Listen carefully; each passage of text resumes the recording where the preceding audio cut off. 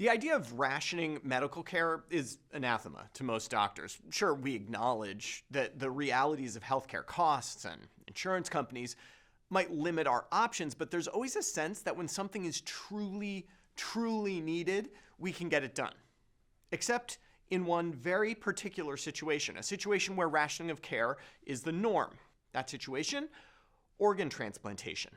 There is no way around this. More patients need organ transplants than there are organs available to transplant. It is cold, hard arithmetic. No amount of negotiating with an insurance company, no amount of engaging in prior authorization can change that. As a kidney doctor, this issue is close to my heart. There are around 100,000 people on the kidney transplant waiting list in the US, with 3,000 new patients being added per month.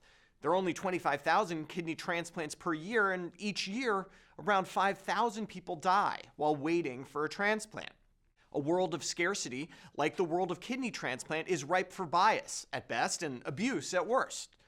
It is in part for that reason that the kidney allocation system exists. It answers the cold, hard arithmetic of transplant scarcity with the cold, hard arithmetic of a computer algorithm, ranking individuals on the wait list on a variety of factors to ensure that those who will benefit most from a transplant get it first. But according to a new study in JAMA Network Open, some centers seem to be treating this list as more of a suggestion than a rule, and that could be a real problem.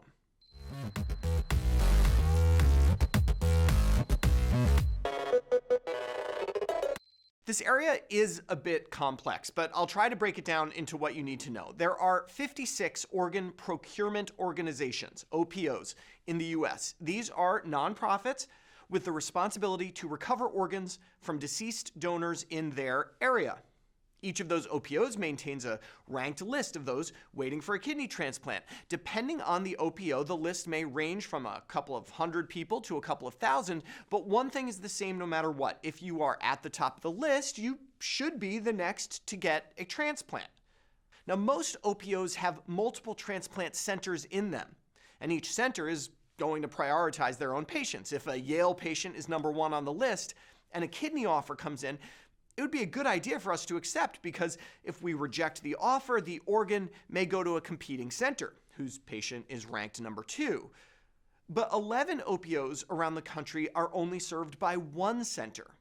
This gives that center huge flexibility to determine who gets what kidney, because if they refuse an offer for whoever's at the top of their list, they can still give the kidney to the second person on their list, or third, or 30th, theoretically.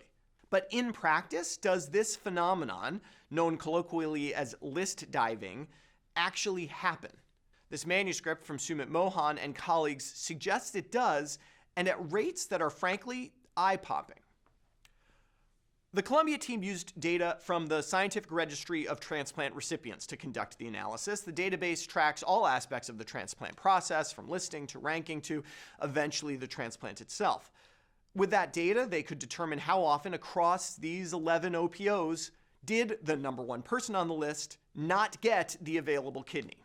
The answer: out of 4,668 transplants conducted from 2015 to 2019, the transplant centers skipped their highest ranked person 3,169 times, 68% of the time.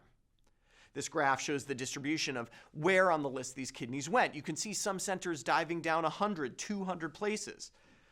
Now, transplant centers have lists of differing lengths, so this graph shows you how far down on the percentage scale the centers dived. You can see centers skipping right to the bottom of their list in some cases.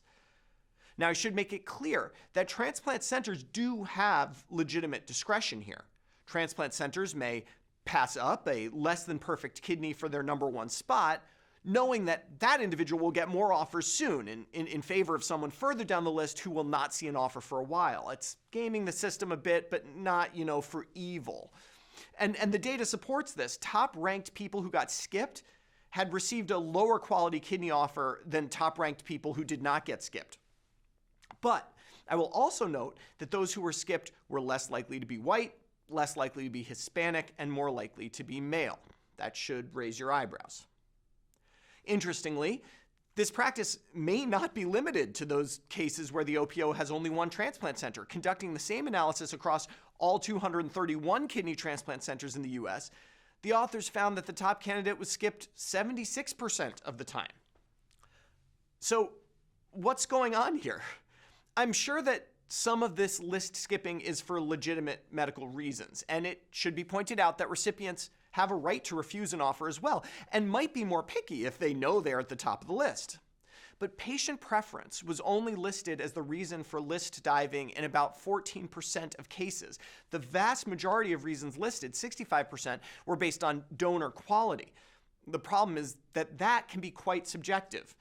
And remember, these organs were transplanted eventually, so they couldn't have been that bad.